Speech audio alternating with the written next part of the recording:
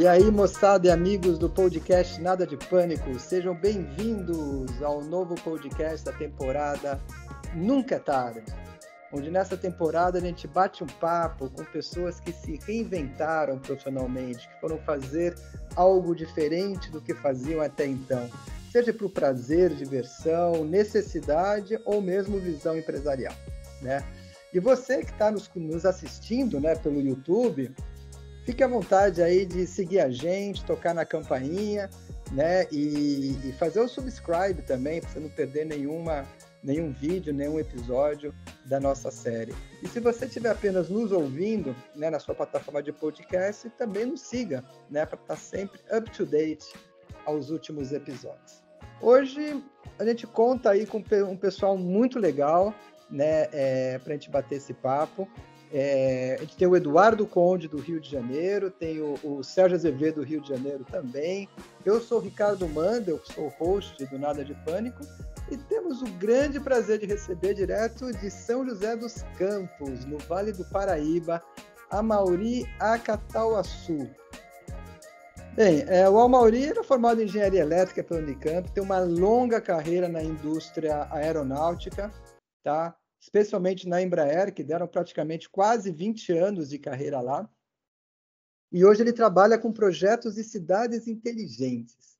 Depois eu vou querer descobrir o que é isso, né? Mas para mim é muito especial hoje, porque o Amaury e eu somos amigos desde os 12 anos de idade, se eu não estiver enganado, Amaury. Né? A gente é amigo de muito tempo, a gente estudou junto no colégio, no ginásio, no colégio. E eu sempre acompanhei a carreira dele, não só acompanhar a carreira, porque a gente continua essa amizade aí desde então, né? A gente vira e mexe, está se encontrando. E, aliás, o que me chamou a atenção foi, a gente estava numa festa esse ano, e justamente conversando, né, sobre carreira, sobre negócios, e ele comentou que ele teve que se reinventar profissionalmente. E, na hora eu fiz o link. Porra, tem tudo a ver com a nossa temporada, porque nunca é tarde, que a gente fala justamente disso, né? Então, Amaury, queria passar a bola para você dar o seu primeiro oi, mas eu já vou emendar aqui umas perguntas. Como foi se reinventar e por que você precisou fazer isso? Opa, boa noite, Ricardo, boa noite, Eduardo, boa noite, Sérgio. É um prazer estar aqui com vocês, participando dessa temporada do Nada de Pânico e tal. A gente acompanha também, é muito bacana, muito divertido e muito instrutivo o podcast e agora o YouTube. Tá? É um prazer estar aqui com vocês e, como o Ricardo falou, somos amigos mesmo desde a infância, praticamente, né? Sempre Pois é. Uma vida juntos, né, Amaury? a vida e sempre conectados, né? A amizade aí que é da vida inteira, sem dúvida nenhuma. E, de fato, passei por várias transições de carreira, né? Como o Ricardo estava falando, para começar, minha formação acadêmica foi Unicamp, fiz engenharia elétrica, né? E formado na turma de 88. E assim que eu me formei, tinha 3 opções de emprego naquela época. Tinha IBM, como muitos dos nossos amigos e colegas foram trabalhar na IBM, assim, formado na Unicamp. Então, nós quase trabalhamos juntos, hein? Quase, não, bati na trave. Então, assim, era emprego garantido na época. Era IBM, Citibank e Embraer, em São José dos Campos. E como já tinha passado a adolescência aqui em São José e sempre gostei muito de aviação e tal, e aí eu nem pensei 2 vezes, né? Das 3 opções, falei, vou para a Embraer, volto para São José e vou trabalhar na Embraer. E aí fui trabalhar com aviação. Então, praticamente minha carreira inteira, hoje, esse ano fazendo 35 anos de carreira, desses 35 anos, pelo menos 32, 33 aí foram totalmente ligados com a aviação. E como é que foi esse processo de você se reinventar? Agora, já, depois dos 50 anos, né? Não, eu estava até contando um pouquinho antes aqui para os colegas, né? Assim de formado, fui trabalhar na Embraer, trabalhei bastante tempo na área de assistência técnica, Customer Support, da aviação militar daquela época, o programa AMX, né? Tá. Os programas assim, bastante importantes na época, para a Embraer e para a Força Aérea Brasileira e para a Força Aérea Italiana. Aí, nesse período, passei praticamente 10 anos na Embraer, de 88 a 99, ou seja, 11 anos, na verdade. E nessa época, eu estava terminando meu mestrado no ITA, na área de engenharia eletrônica e computação, e voltando lá no tempo, né? Como eu falei, 1998, por aí, e minha tese, a dissertação de mestrado, era relacionada acabou vindo a ser, né, como resultado, o primeiro sistema via web de atendimento ao cliente da Embraer. Isso lá em 98, a internet estava começando, né? Quase que não tinha empresa que tinha website na época e tal.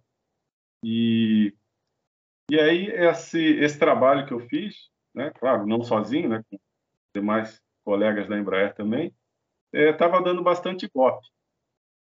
E aí estava assim chamando bastante atenção, né? Ok?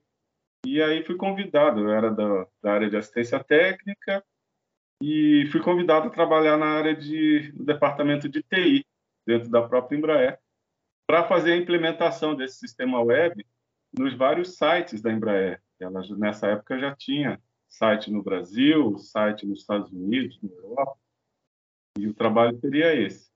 Só que nessa mesma época que eu mudei de departamento, o gerente que havia me convidado para ir trabalhar com ele saiu da Embraer, ou foi mandado embora, e entrou um outro. Tinha acabado de entrar. Era novinho de Embraer, né? E nessa época, como eu disse, eu já tinha 11 anos de Embraer. Só que aí, esse cara, ele viu que esse projeto estava assim, chamando bastante atenção, estava dando certo, estava caminhando bem e tal. Ele resolveu puxar o projeto para ele e me encostou de lado, me botou para ficar escovando o bit. Ou seja, me botou para fazer as coisas mais idiotas. Escanteio. Te colocou de escanteio, né? E aí, claro que eu fiquei puto da vida na época, né? E que eu tinha trabalhado bastante nesse projeto.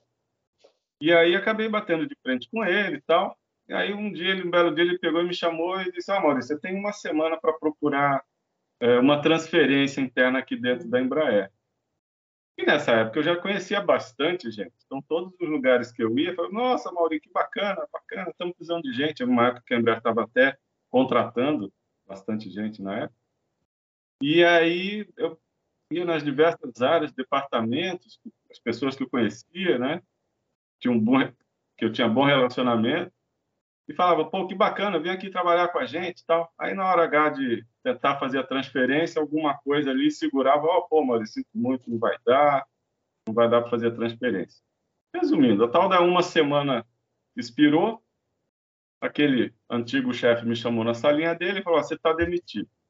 Caramba, eu com 11 anos de empresa, o cara não tinha na época nem 6 meses de empresa. Ok, paciência, né? Vamos em frente. Aí foi minha primeira transição, ou seja, não foi por vontade própria, foi assim, né? Alguma coisa que aconteceu. E nessa época acabou sendo um grande aprendizado. E uma coisa assim que sempre aconteceu minha carreira inteira, sempre fechou uma porta e sempre abriu várias outras. Em todas as situações que eu já passei. Isso que é sempre muito bacana. E aí saí da Embraer, empresa grande na época, né? Como é uma empresa reconhecida hoje no mundo inteiro, sempre assim, com bastante tecnologia e tal. E aí um amigo, também estudamos juntos no Unicamp, mas depois ele acabou se formando na Federal do Rio, o Ajax. E aí ele me convidou, ele estava começando a montar uma empresa de equipamentos de meteorologia aqui no Brasil.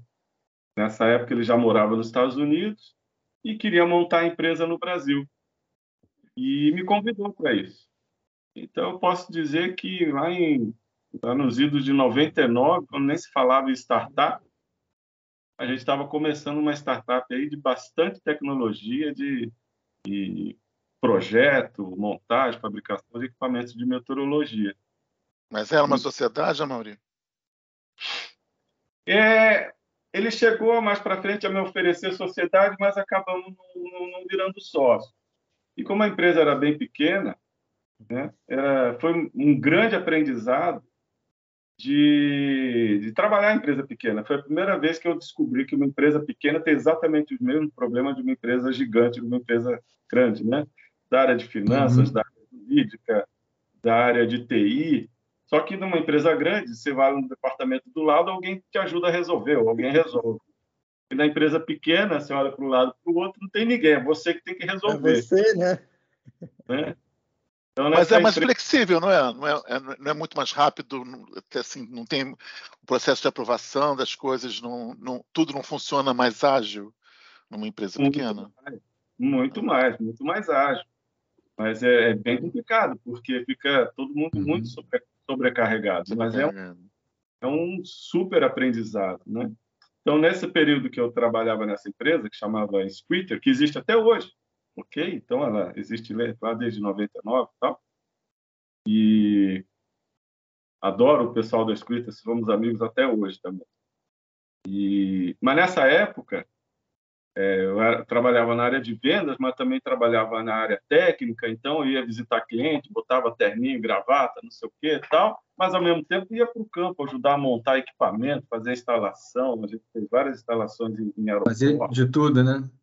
Fazia de tudo, carregar caixa de suprimento, então você faz de tudo, né? Tem que resolver problemas de TI, de internet, conexão, então você acaba aprendendo bastante. Então foi uma época aí bastante intensa, eu viajei o Brasil inteiro, saí da aviação dessa época, fui aprender sobre equipamento de meteorologia, sistemas de meteorologia, tal, muito bacana. Mas aí tava bem nessa empresa também, né? A gente estava crescendo, começando a fazer negócios aqui no Brasil, que ele tinha um escritório nos Estados Unidos e estava implantando aqui no Brasil. Aí que eu entrei para ajudar. E aí, nesse meio tempo, um outro amigo que tinha sido meu chefe na Embraer, que já tinha saído da Embraer também, que tinha sido meu chefe, ele tinha ido trabalhar na área de construção, grandes construções, com grandes construtoras. E aí me indicou, sugeriu meu nome para a empresa, uma empresa francesa chamada Ingerop, que estava como responsável pela construção da fábrica da Peugeot Citroën em Porto Real, próximo de Resende. E aí me convidaram para uma entrevista na Ingerop, né, para a construção da fábrica, e o salário era assim irrecusável na época, né? Era um trabalho assim muito bacana também. E o interessante dessa história, desse convite aí para trabalhar na construção da Peugeot Citroën, isso nos idos lá de 2000, mais ou menos, o que aconteceu? Eu tinha todo o conhecimento, todo o know-how do que eles precisavam da parte técnica, que era principalmente na parte de gestão de projetos. Conhecia bastante de gestão de projetos. A Embraer, nesse ponto, é uma excelente escola em fazer gerenciamento aí de projetos complexos, né? Ok, aí fui eu para a entrevista só que a empresa era francesa, a equipe toda era francesa, todos os softwares em francês, toda a documentação em francês, a entrevista foi em francês. Aí você me pergunta, você falava francês? Eu falava o mesmo francês que o Ricardo falava na época, o francês que a gente teve no colégio. Je ne sais pas parler français. Era o mesmo francês que a gente aprendeu lá no Instituto. Aprendeu no colégio. No colégio e tal.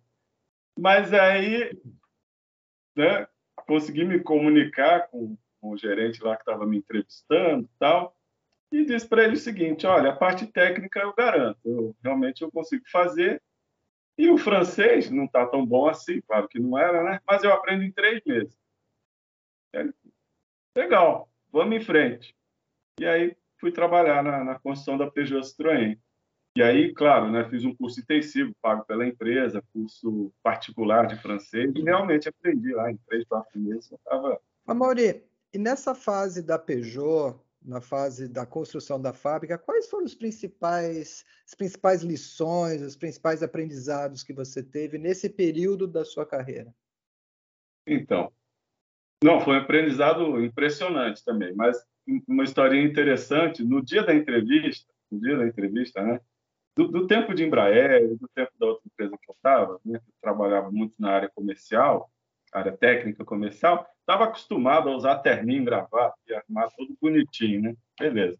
Aí fui para a entrevista, vou eu lá, essa primeira entrevista na construção da Peugeot Citroën, de terninho, gravata, sapato engraxado, bonitinho e tal. Chego lá, cara, estava no começo da obra. Era barro, era terra, era lama. E o traje desse povo que trabalha mesmo em construção desse tipo é calça jeans, é botina, capacete, né? Quer dizer, foi aquele primeiro choque, né? Chega aquele cara ali engomadinho para a entrevista e tal. Mas, assim, de aprendizado, cara, foi um aprendizado muito bacana, tanto na vida profissional quanto pessoal. Porque... Eu ia perguntar exatamente sobre o pessoal, né? Você teve que se mudar com família para Resende? Levou todo mundo? Como é que foi isso também?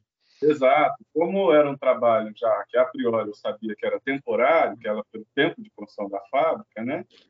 E, nessa época, minha família já tinha esposa aqui, minhas filhas em São José, minhas filhas tinham 8, 9... Chegava a 10 anos de idade, 8, 9 anos de idade, né? Minhas filhas tinham nessa época. Então, a decisão foi, não, a família fica aqui em São José e eu viajo toda semana. E Resende é relativamente perto de São José. Fica... Umas 2 horas, Amaury? 2 horas certinho. É. Então, fica 2 horas. Então, eu ia na segunda de manhã e voltava na sexta à noite. E fiquei morando num hotel. Fiquei morando no hotel de trânsito da AMAN, da Academia Militar das Agulhas Negras, do Exército, tal, que era pertinho também da construção. Então, foi uma época assim, de bastante aprendizado, de aprender uma outra cultura, porque no departamento que eu trabalhava, eram em torno de umas 20, 25 pessoas, só tinham 2 brasileiros. Você tem alguma coisa para destacar? Assim, desculpa entrar assim, mas você pegou num gancho muito interessante. A destacar da forma francesa de trabalhar, ainda porque são 2 empresas muito semelhantes, né? Grandes construções, né? Avião, mas tem carro. Apesar de que você, na Peugeot, foi a construção da fábrica, mas são projetos de grande porte. Mas como é que é a visão francesa, a visão brasileira? O que você tem a destacar? Foi uma época assim de bastante aprendizado técnico também. Uhum. Ver que, da mesma maneira que a aviação, onde um avião ele é todo desmembrado em diversos sistemas, né? Sistema elétrico, sistema de combustível, sistema de trem de pouso, etc. Tal, uma fábrica ela é também decomposta em sistemas. Muito interessante. Então, a fábrica é como se fosse uma grande máquina. E, de fato, era uma grande máquina e entra um monte de peça de um lado e sai carro do outro. É impressionante. E a documentação era toda muito bem feita, muito bem estruturada. Então, para mim, também foi um grande aprendizado em termos de documentação técnica. Uhum. Tá? Mas a documentação toda em francês, não tinha nada em inglês, absolutamente nada, porque também todos os fornecedores que vieram para fornecer os equipamentos, fazer as montagens, etc. Era tudo empresa francesa, todas. Tá? Tinha praticamente nada de brasileiro aqui. E então foi um grande aprendizado. Os softwares que a gente utilizava era tudo em francês também, né? Então era como se eu tivesse morado na França sem ter saído do Brasil. Isso foi bem interessante. E fiquei bastante amigo, né? Me enturmei com esses colegas franceses, que eles sim estavam expatriados, né? Muitos deles também sem família e tal. Então, toda semana, quarta, quinta-feira, sexta-feira eu ia embora, mas quarta e quinta a gente saía para tomar vinho, né? Ia na casa deles lá tomar um vinho, tomar uma cerveja e tal. Então, foi uma época, assim, bastante intensa, tanto de trabalho e de diversão também, né? A parte cultural, de conhecer outra cultura e tal. Então foi uma época assim muito bacana. E saí de lá, né? Teve uma grande festa na época com um mega show do Skank para todos que participaram da construção da fábrica, já os funcionários estavam entrando, minha família foi lá presenciar também, e eu saí de lá já fabricando carro.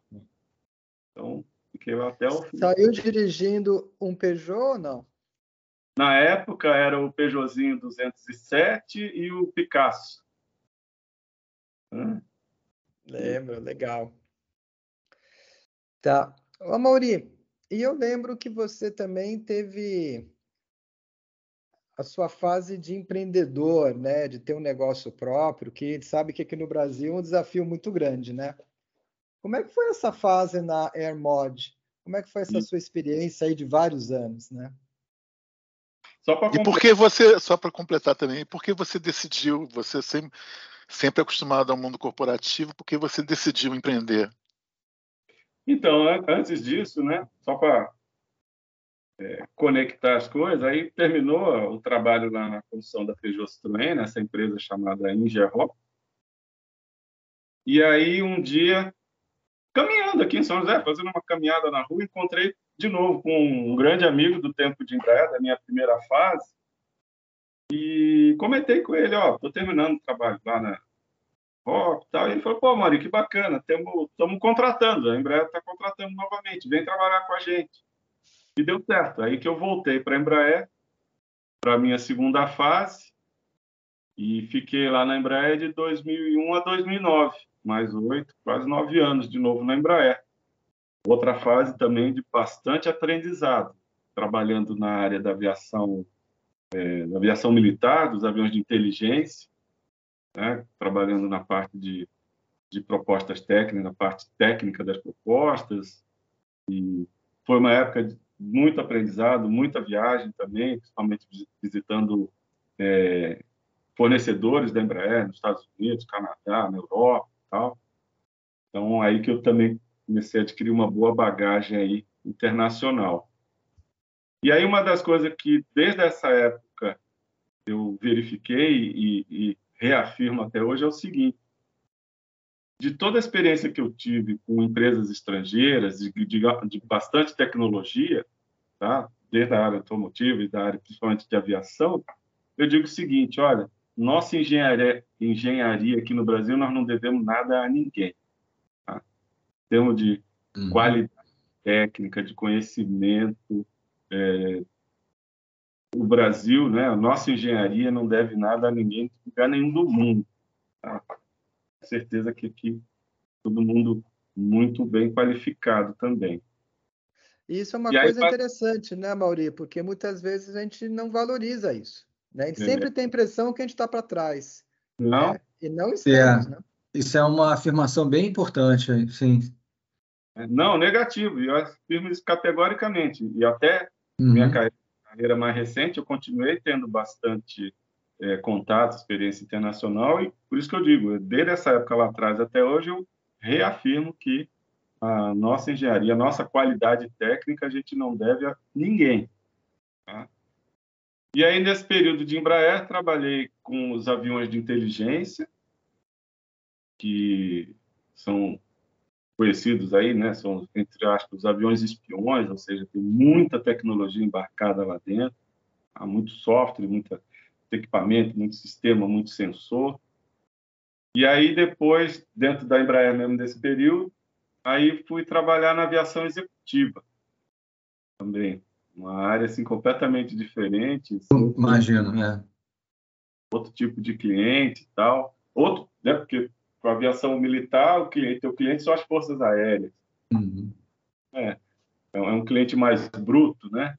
Podemos falar assim, um cliente muito bacana também, mas é um cliente assim mais bruto. Aí fui trabalhar na aviação executiva, que é outro tipo de cliente, né? Quer ser tratado assim. Com champanhe e caviar, né? Champanhe e caviar, né? Top prioridade e tal. Então foi uma época assim muito bacana na Embraer também. E aí, o que aconteceu? Aí lá pelos idos de 2009, mais uma daquelas grandes crises que a aviação sofreu, né? foi depois da crise de 2008. 2008, é. Uhum. E aí, um pouquinho mais tarde, acabou chegando na aviação, chegou na Embraer também. Nessa época, a Embraer tinha 16 mil funcionários. E, de um dia para o outro, numa sexta-feira, véspera de carnaval, resolveu demitir 4 mil funcionários de uma vez só. De 16 para 4 mil. Sendo que nessa demissão dos 4 mil, tinha desde vice-presidente a chão de fábrica e de todos os setores da fábrica. Ou seja, se tivesse um investidor no dia seguinte para montar uma nova indústria aeronáutica no Brasil, no dia seguinte dessa demissão, com aquele capital humano, aquele capital intelectual de aviação, você montava uma outra fábrica de aviões no Brasil, do lado, começando com 4 mil funcionários. Tamanho o capital intelectual aeronáutico que foi demitido no mesmo dia, para ser exato, dia 19 de fevereiro de 2009. Caramba, que pelo número que você falou, praticamente 25% da mão de obra da Embraer. 25%, né? E dava para montar uma concorrente. Né? Sim, é o que eu falei, você montava a Boeing teve aqui recentemente, né, comprando lá, negociando, acabou não dando certo, mas estava tentando comprar parte da Embraer. Ou seja, se tivesse uma Boeing ou uma Airbus naquela época, montava a fábrica inteira aqui. Legal. E aí, o que aconteceu? Aí, somando meus 2 períodos de Embraer, já tinha meus quase 20 anos de Embraer, né? E, para mim, foi uma grande surpresa. E, nessa época, a minha visão era permanecer por mais outros 20 anos na Embraer. Eu gostava, sempre amo, adoro a Embraer até hoje. Estou assim, apaixonado e tenho grande admiração pela Embraer. E me fiz. Não, ia comentar, pô, a Embraer é aquela empresa que dá orgulho pra gente, né? A empresa que deu certo, pô, ainda mais na aviação, que é um mercado tão restrito, né? Sim. De você ter grandes empresas. De fato, é um orgulho, de novo, aí da engenharia brasileira. Respeitadíssimo. Pelo menos no ramo militar tem dezenas de países, né, que utilizam, né? Sim. Tanto na aviação executiva, na aviação executiva, todas as áreas, sim. É no mundo inteiro. Você tem, se eu não estiver errado, tem um avião Embraer decolando e pousando a cada 30 segundos. Eu já vi essa estatística. Interessante. E eu viajei muito dentro dos Estados Unidos em aviões da Embraer.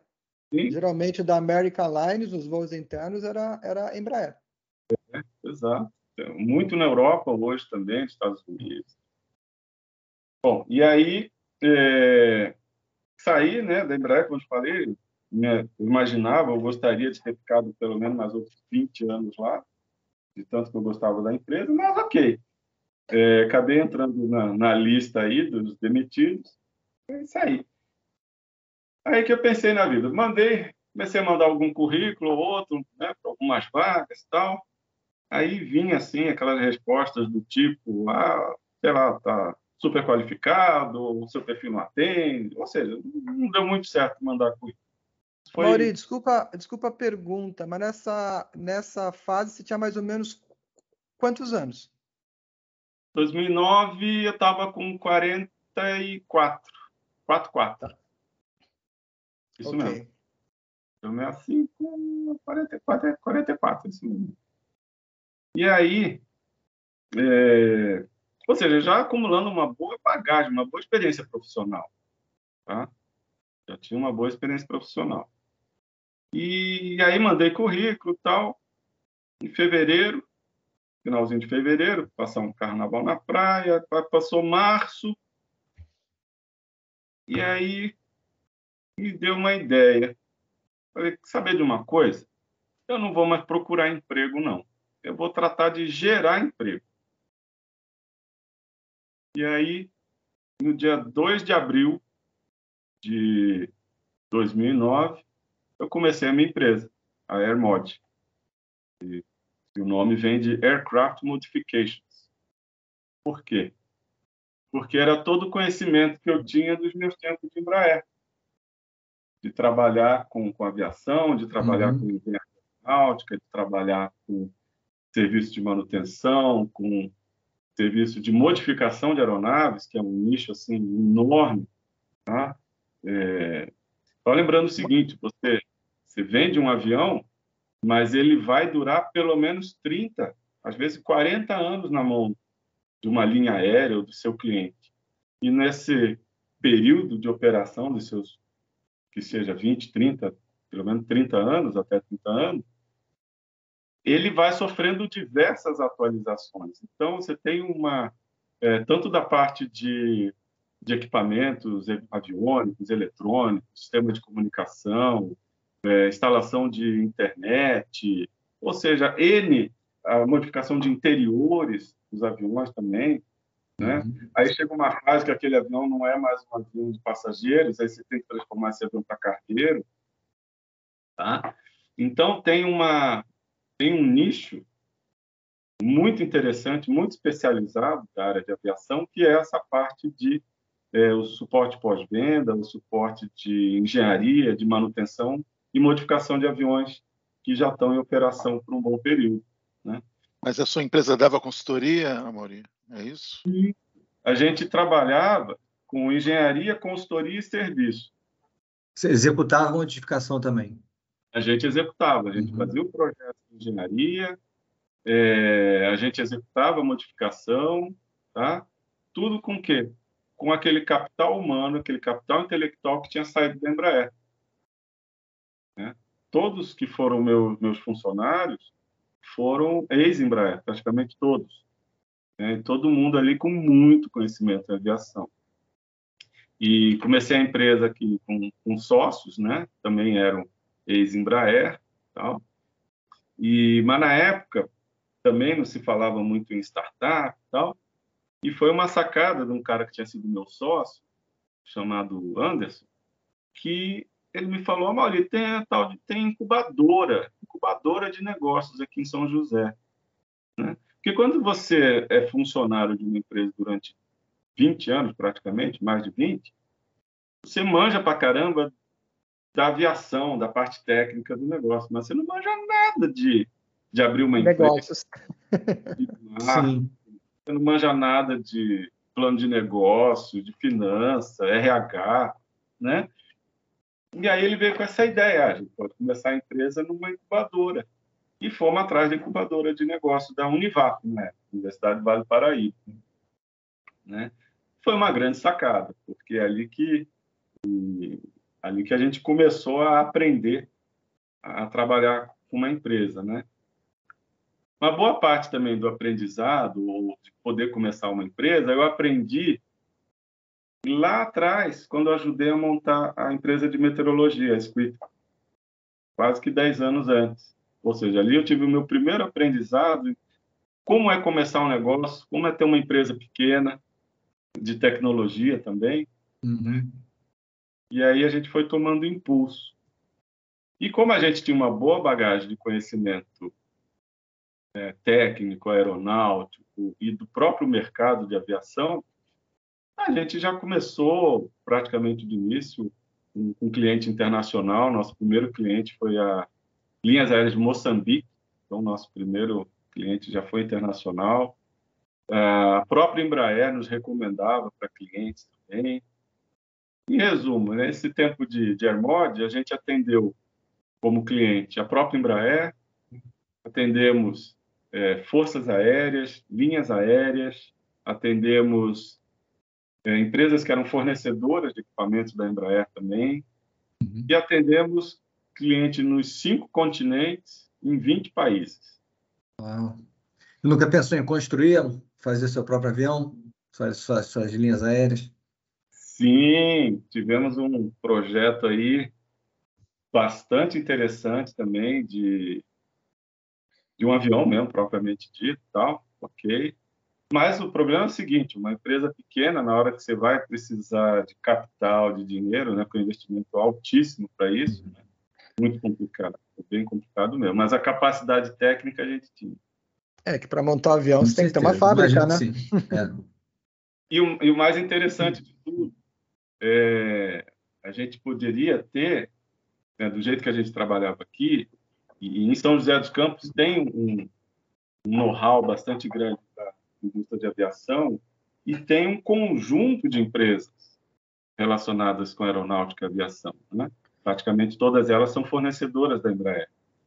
Então, você consegue trabalhar em conjunto com essas empresas, onde cada uma faz uma parte e você pode atuar como um grande integrador, né? Uma empresa que fornece serviços de engenharia, outra faz a parte de montagem das peças, outra faz fabricação de fuselagem, outras fornecem os equipamentos propriamente dito, e alguém em algum lugar vai lá e faz a integração e montagem final.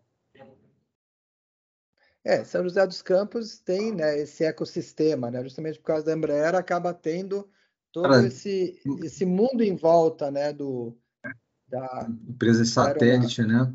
Exatamente. E aí a gente começou nessa incubadora da Univap.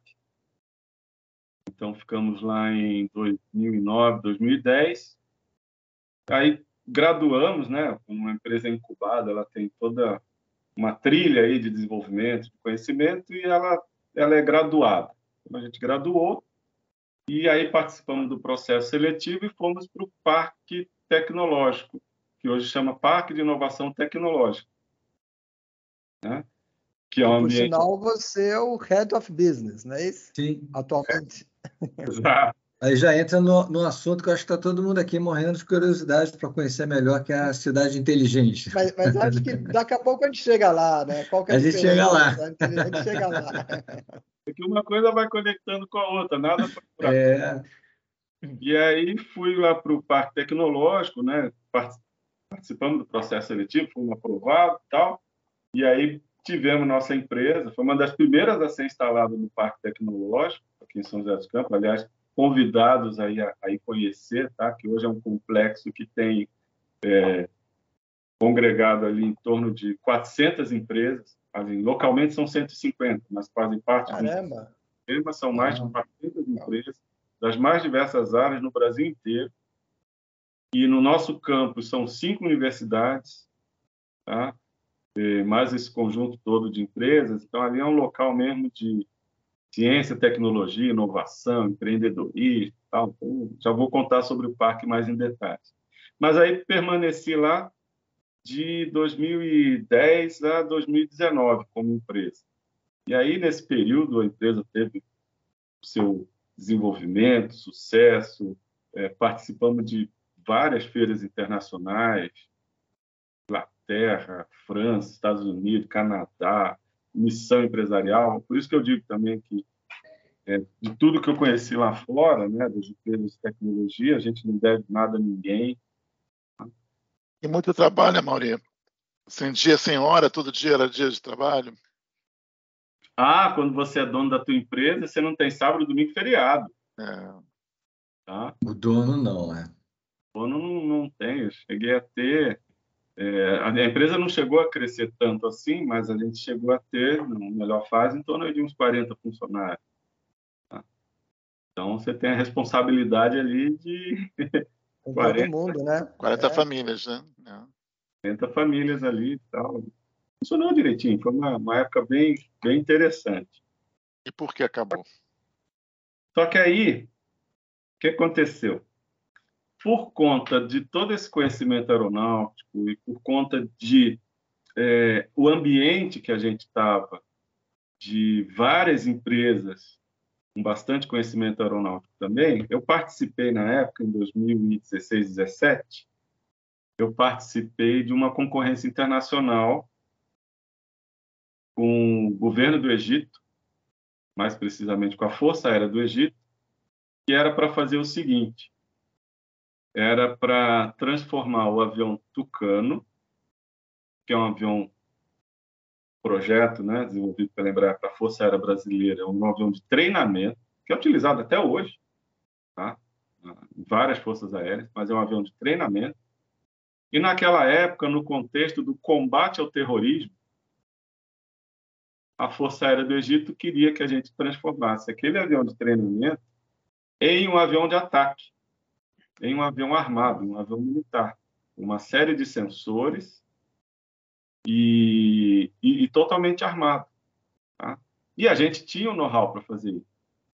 Por quê? Lembra o nome da empresa, né? Aircraft Modifications, ou seja, a gente tinha todo o know-how de pegar um avião de treinamento, substituir praticamente todos os equipamentos desse avião, toda a parte de aviônica. A única coisa que sobrava era basicamente fuselagem e motor. O resto tudo você substitui por equipamentos que são equipamentos para um avião de combate. Tá? Então, a gente tinha todo esse know-how, aí participamos dessa concorrência internacional, ganhamos, competimos na época com a Embraer, com empresa americana, com empresa europeia também, e ganhamos essa concorrência. Aí eu pergunto para vocês, como você se sentiria se, de repente, você fosse sorteado na Mega Sena da virada? Foi exatamente a sensação que a gente teve quando a gente ganhou essa concorrência, né? A gente tinha um patamar de negócios, um determinado valor, e essa concorrência que a gente ganhou simplesmente era... Todo mundo ia ficar rico. Todo mundo ia ficar rico. Era o bilhete premiado, todo mundo ia ficar rico, né? Mas por que a gente teve coragem de participar dessa concorrência e por que a gente ganhou? Por causa do conhecimento aeronáutico que a gente tem no Brasil. E por causa de empresas aeronáuticas que a gente tem nesse ambiente, nesse ecossistema aqui de São José dos Campos. Tá? Legal. Então, isso foi lá em 2016, 2017. Só que, quando você participa de uma licitação pública, uma licitação, né, governamental, a analogia que eu faço é como se fosse o seguinte: você passou no concurso, mas demora para ser chamado. Tá?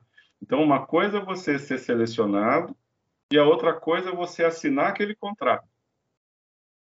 E eu tinha em mente, eu já sabia, por experiência também dos tempos de Embraer e tal, eu sabia que um contrato com o governo, principalmente na área militar, demorava aí, entre você ser selecionado e assinar o contrato efetivamente, dava de 2 a 3 anos. Tá? Mas eu pensei, poxa, são 2 a 3 anos, mas eu estou com um bilhete premiado na mão, né? E aí o que aconteceu? Investi todas as energias, todo o dinheiro para a gente conseguir efetuar a assinatura desse contrato. Tá?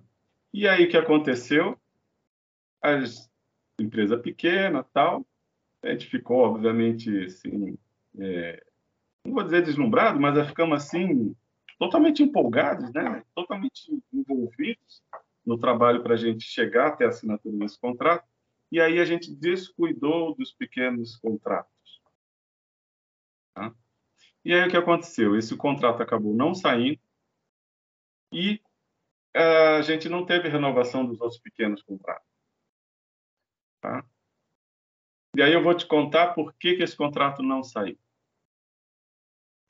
Vocês lembram que teve um tal de Bolsonaro que um belo dia ele chegou na imprensa e disse o seguinte: eu vou mudar a embaixada brasileira de Israel, de Tel Aviv para Jerusalém. Você deve mais ou menos se lembrar disso. Com isso essa declaração que ele fez, e na época o nosso negócio estava na boca do pênalti, não só o nosso, mas outras empresas da área de defesa aqui no Brasil também, parou tudo com o mundo árabe, só por causa dessa declaração dele. Parou tudo. E aí, logo em seguida veio também uma troca de comando dentro da própria Força Aérea do Egito, e aí com essa troca de comando acabam mudando as prioridades e o nosso projeto esfriou e morreu. Então acabamos não assinando o contrato. Engavetaram o projeto. Literalmente. Engavetaram o projeto. Engavetaram. Sim. E aí... Da alegria e tristeza, né, Maurício? Nossa. Não, exato. É a montanha-russa, né?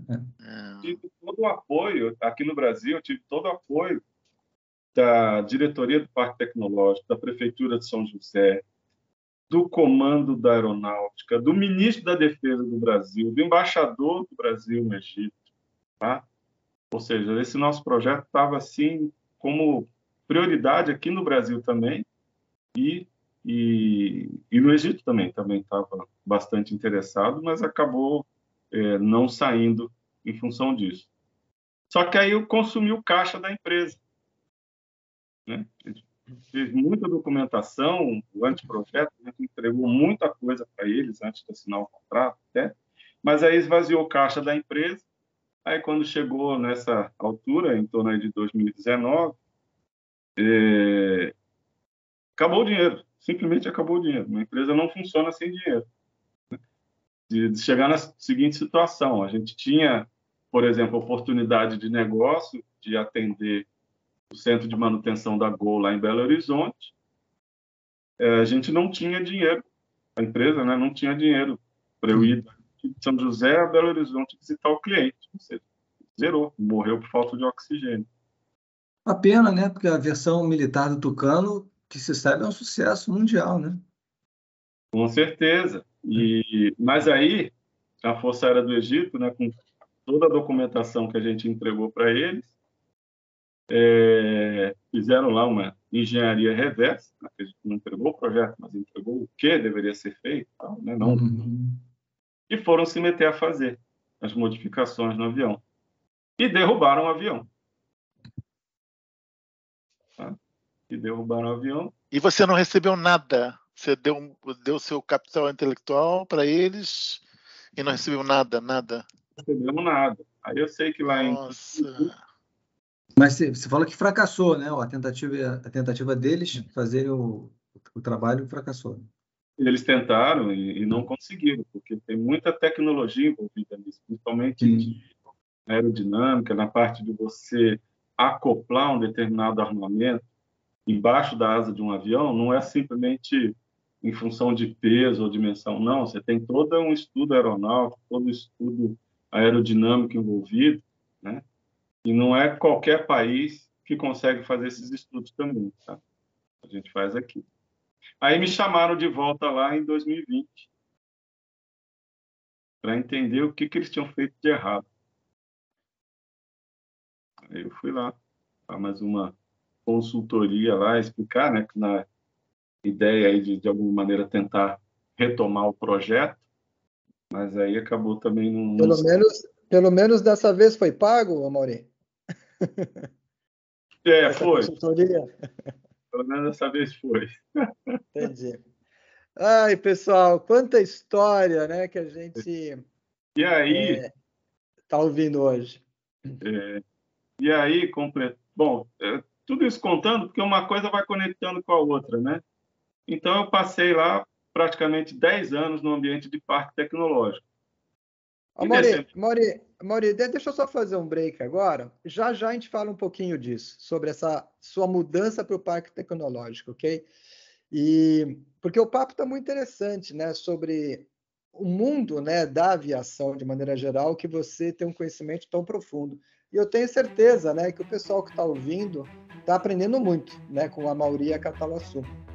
E vocês aí que estão nos vendo, nos ouvindo, fique à vontade de nos seguir, de dar o seu joinha, de compartilhar aí com seus amigos, parentes, vizinhos, enfim, para as pessoas que essa história de vida, né, e de carreira que o Amaury está passando para a gente possa ajudar e inspirar de alguma forma. Né? Eu acho que a gente está vendo uma história de muitas mudanças, né, mostrando que sempre é tempo, apesar das situações da vida, como a Amaury mesmo falou, fecha uma porta, abre outra. Eu acho que isso acaba fazendo parte, né, das pessoas que trabalham com foco. Então, tenho certeza que essa história pode ser uma inspiração para muitas pessoas, né? Então, fique à vontade aí de seguir e compartilhar. E ative o sininho. E ativar o sininho, né? Agora, voltando para você, Amaury, antes de você contar um pouquinho sobre o parque tecnológico, você entrou em pânico em algum momento nesse período todo?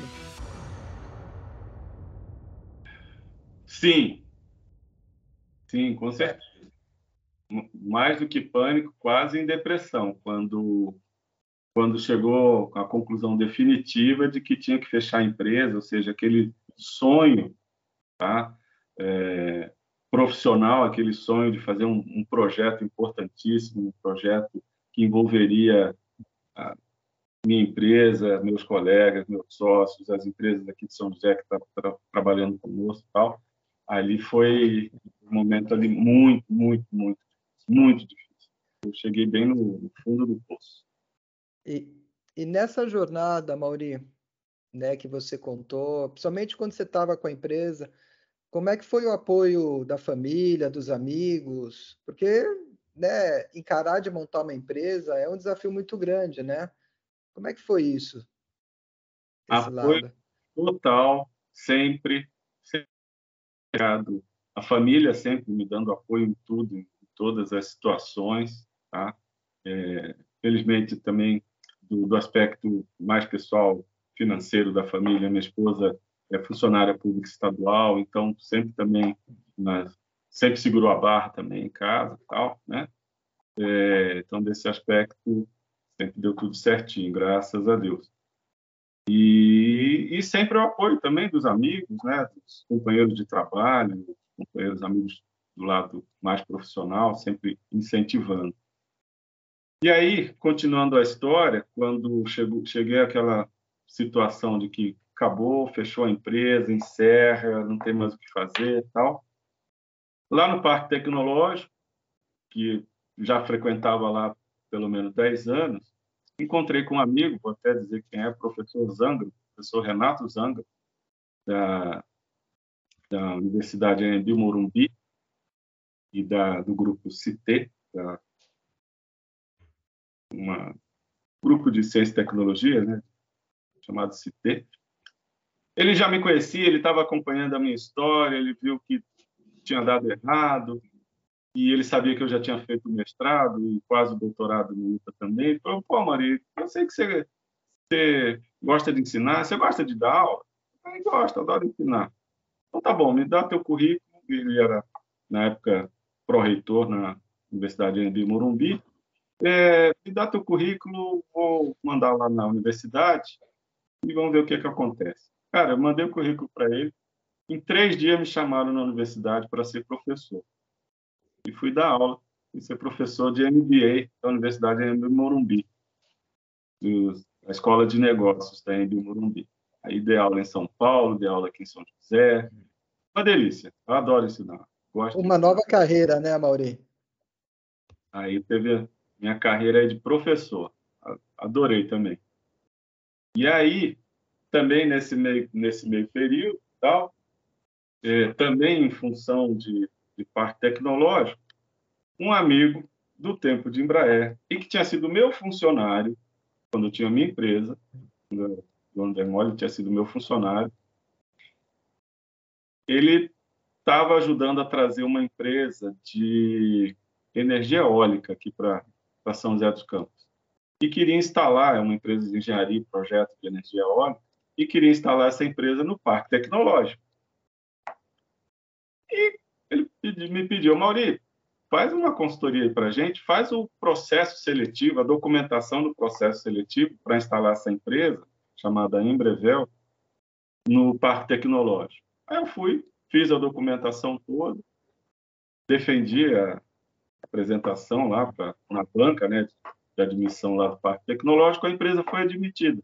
Então, a empresa lá de Pernambuco até, estava fazendo um projeto muito bacana para a Chesf, projeto de um gerador eólico, e a empresa foi admitida para ir se instalar no parque, e aí ele me convidou para ir trabalhar junto com ele.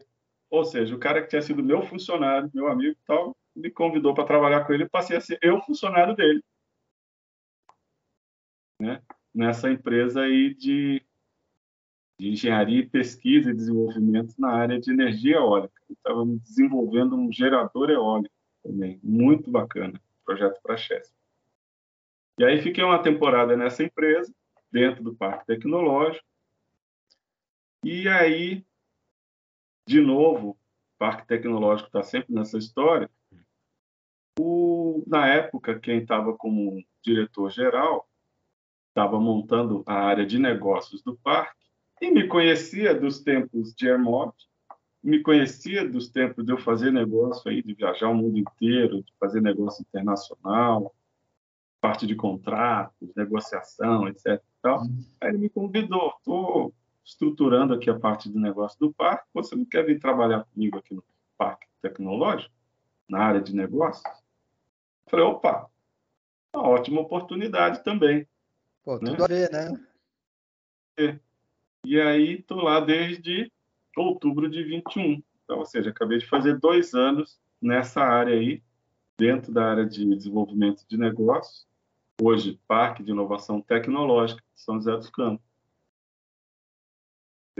Numa área nada a ver com aviação. Agora, a área que eu estou cuidando, responsável, é negócios com o setor público. E um dos principais projetos que a gente está envolvido é o de cidades inteligentes. Ô, Mauri, queria aproveitar para você explicar um pouquinho para a gente, né? O que é uma cidade inteligente? Cidade inteligente é uma cidade com pessoas inteligentes. É uma cidade onde, principalmente, é uma cidade que investe muito em educação. É uma cidade que se preocupa com o aspecto social da população. Uma cidade inteligente é uma cidade onde o setor público, né, o poder público, se preocupa com a otimização de recursos, né? E quando você fala em cidade inteligente, o que aparece na mídia é a ponta do iceberg, que é a tecnologia. É a tecnologia que vai permitir que o cidadão tenha a melhor qualidade de vida nessa cidade. É a tecnologia que vai permitir que o poder público consiga tomar as melhores decisões, priorizar melhor a utilização dos seus recursos, e isso tudo com o apoio da tecnologia. Então, de fato, vou citar um exemplo. Aqui em São José dos Campos, nós temos o CSI, que é o Centro de Segurança e Inteligência. A cidade é inteirinha monitorada por em torno de 1.200 câmeras, todas elas com inteligência artificial, reconhecimento de padrões, okay? Onde você consegue integrar no mesmo sistema todas as forças de segurança, desde municipal, estadual e federal. Então, você tem a Guarda Civil Municipal, pessoal da área de mobilidade, assistência social do município. Nesse mesmo sistema, você está integrado do Estado, a Polícia Militar do Estado, a Polícia Civil do Estado, Defesa Civil, e da área federal. Você tem a Polícia Federal, a Polícia Rodoviária Federal, tudo isso integrado no mesmo sistema, tudo isso com tecnologia. Tá? Mas o que acontece de fato? O que o cidadão percebe de fato? Segurança na cidade. Depois desse sistema, os índices de criminalidade, os índices caíram assim muito. Maria, existe então também uma parte que a gente também pode dizer que existe um automonitoramento da cidade em relação, né, em relação a si mesma, né? Você não precisa detectar e chamar alguém, o próprio sistema já cuida disso. É um Big Brother, o sistema é totalmente automatizado. Então, se você tiver um veículo que foi roubado, furtado na cidade vizinha, ele entrou em São José, os leitores de placa detectam na hora, já emitem um alarme na hora, e as forças de segurança já são emitidas na hora também, né, de ir lá, localizar o veículo e tal. Interessante então, isso agora. Eu não sei se você conhece o case do Rio de Janeiro, Mauri, porque, Eduardo, vê se você concorda comigo, eu percebo que sempre que tem algum evento, né, ligado principalmente a clima, né, o nosso prefeito aparece lá do Centro de Inteligência, mas sempre é voltado para clima, para chuvas, tempestades. Eu não vejo aqui no Rio de Janeiro, e precisaria muito, né, esse sistema de segurança, né, acontecendo. Né? Não concorda? Concordo. Com certeza. E eu estou citando um exemplo, né? Quando você fala em cidade inteligente, no final da história é isso. Você poder utilizar tecnologias que vão melhorar a qualidade de vida do cidadão e melhorar a eficiência do setor público. Tá? Então, agora é muito mais fácil uma cidade menor, né? Porque São José dos Campos não é uma cidade, pode ser considerada uma cidade grande ou é uma cidade média? Desculpa a minha ignorância. Uma cidade média, hoje em torno aí de 750 mil habitantes, mas é uma cidade rica. Tá? A tendência, imagino que a tendência mais em cidades grandes talvez seja na parte, como o Sérgio falou, né, climática, de calamidades, etc., mas pode ser mais prever mais, preventiva, né? E na parte de segurança, etc., ela é mais reativa.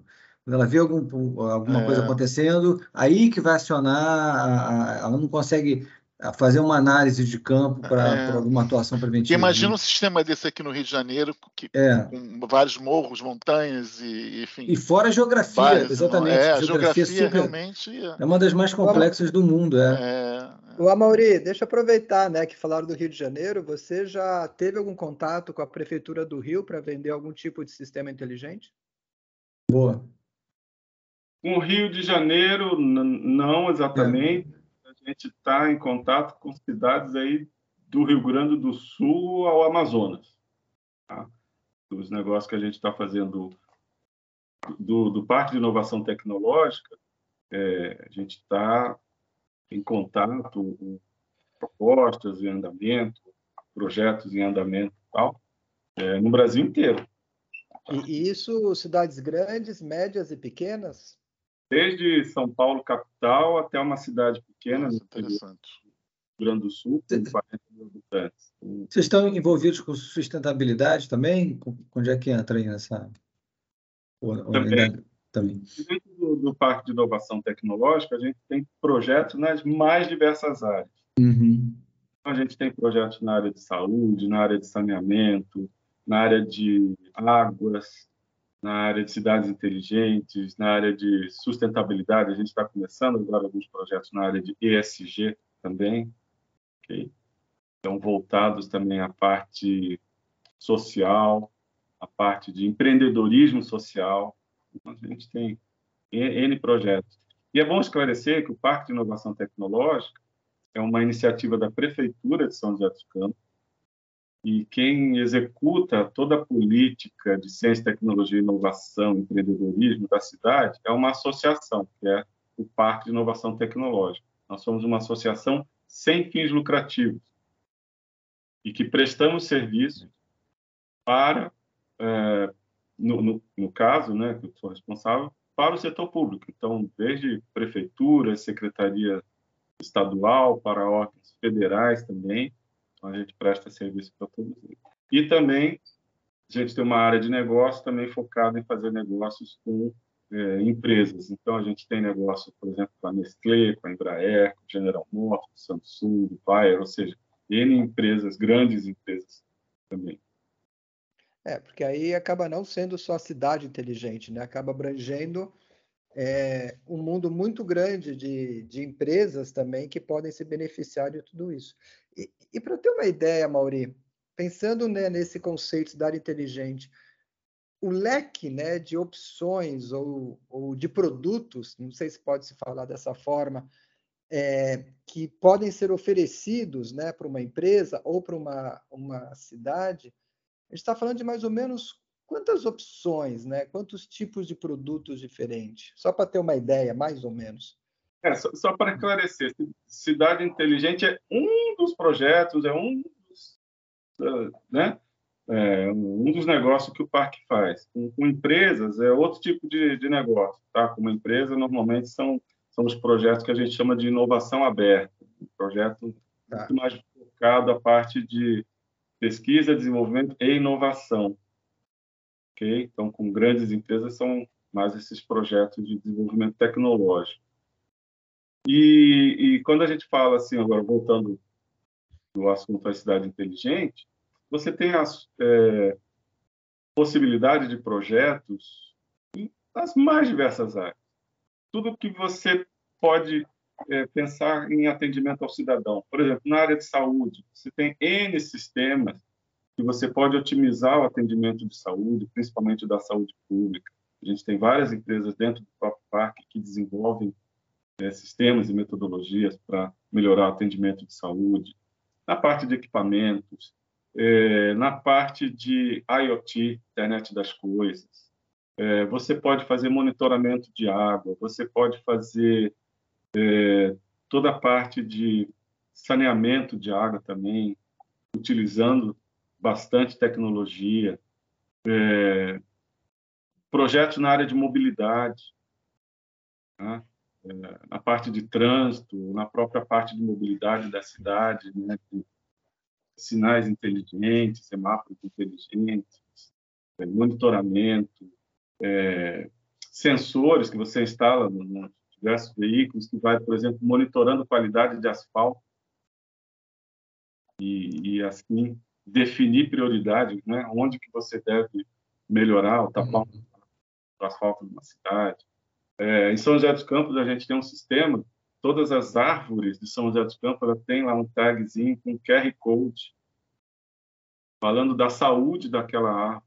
Um dos principais problemas que aconteceu agora nessa chuva em São Paulo foi a queda de árvores. Sim. Uhum. Então, todas as árvores de São José dos Campos, elas têm esse QR Code, onde você acompanha a saúde dessa árvore, você sabe se ela está na fase... Interessante. Então,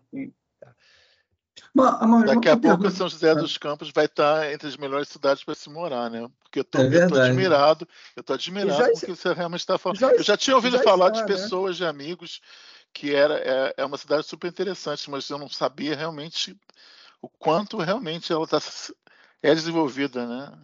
Ela pode crescer. Outro exemplo, a gente está implementando, já está em operação, e vai implementar o restante da frota inteira, de ônibus elétricos na cidade. E nessa linha principal que começou mais recentemente, a alimentação desses ônibus elétricos vem de fazendas fotovoltaicas, ou seja, é energia limpa também. Tá? Então, a tecnologia usada de forma inteligente, né, torna a cidade ainda mais inteligente, né? E vocês são procurados assim por empresas que, assim, num passado recente, a gente teve alguns acidentes de algumas empresas que causaram danos assim catastróficos na natureza, etc. E existem empresas que trabalham com muitos produtos, né, que são tóxicos, etc. Vocês são procurados por esse tipo de empresa para melhorar a segurança, alguma coisa? Existe alguma coisa nesse sentido? Tem também. A gente está, por exemplo, no momento envolvido num projeto muito interessante da parte de reciclagem de materiais também, do setor aeronáutico, tá? Que tem altíssimo valor agregado também, ok? Então, a gente também participa, se envolve. O que acontece? No Parque Tecnológico, Parque de Inovação Tecnológica, aquilo ali é um mundo de conhecimento tecnológico. Não tem fim, né? Nas mais diversas áreas, tá? Como eu falei, nós temos ali no nosso campus são 5 universidades. Só que tem acordo de cooperação assinado conosco, são 30 universidades no Brasil e algumas lá fora também. Ou seja, a gente tem um acesso a um conhecimento tecnológico das mais diversas áreas. Então, e de ponta, né? Inovação saindo, vocês já estão pegando. De ponta. E estou falando só da parte de universidade, conhecimento acadêmico, fora o conhecimento das empresas também. Trazem já consigo um conhecimento enorme nas mais diversas áreas. Então, eu digo o seguinte, o Parque de Inovação Tecnológica, me traga o teu problema, me traga o teu desafio tecnológico, que eu vou te ajudar a desenvolver uma solução. Uau, que legal. Isso é realmente o contrário, geralmente, do que acontece, né? De você tentar vender alguma coisa para tentar solucionar alguma coisa, né? De uma empresa ou de uma cidade. Ou seja, você vai sentir as dores, né? Dessa empresa ou dessa cidade e aí, em cima disso, desenvolver ou propor a melhor solução. Isso é muito Exato. Muito interessante. Pensar junto. O nosso papel é principalmente como se fosse um grande integrador de conhecimento. A gente vai buscar esse conhecimento na academia, a gente vai buscar esse conhecimento nas empresas, pode ser numa pequena startup, como pode ser numa multinacional. Entendeu? Pô, Mauri, eu que te conheço há muito tempo, acho que você deve estar se sentindo realizado, né? Trabalhando com todo esse tipo de inovação, né? Direta. Bastante. E, de novo, assim, na transformação de carreira, né, que eu acho que Desafiador, né? da nossa conversa toda, ou seja, minha carreira toda, eu passei por aviação, eu passei por sistemas de meteorologia, passei pelo ambiente automobilístico, voltei para aviação, energia eólica, universidade, e agora trabalhando com projetos aí para o setor público, cidade inteligente, implementação de novos parques tecnológicos, né? Ou seja, é um aprendizado aí bastante grande também. Agora, a Mauri teve um fator muito importante que eu notei em comum, né, em todas essas passagens de carreira, que foi o seu networking, né? Porque tinha sempre um amigo na hora certa, posicionado para te indicar o caminho, né? O quanto é importante você realmente se relacionar bem, manter as suas amizades, né, pessoais, profissionais, entendeu? Assim, mostra o quanto você foi feliz, né, com a sua rede de relacionamento, né? Fundamental. Eu tenho muito a agradecer, muito, muito, muito a agradecer a todos esses meus amigos, sempre de longa data, e é bem isso mesmo, né? Acho que é uma troca de energias, né? Você tratando bem as pessoas, eu acho que elas vão te tratar bem também, e aí é bem isso mesmo. A amizade, o network é uma coisa assim fundamental na carreira. Networking é realmente, como você falou, é fundamental não só na carreira como na vida, né, Mauri? A gente construir relacionamentos verdadeiros para a vida inteira. E, Mauri, a gente está quase chegando no final aqui, o papo está longo já, mas eu queria te fazer uma pergunta. Você faria algo diferente na sua carreira?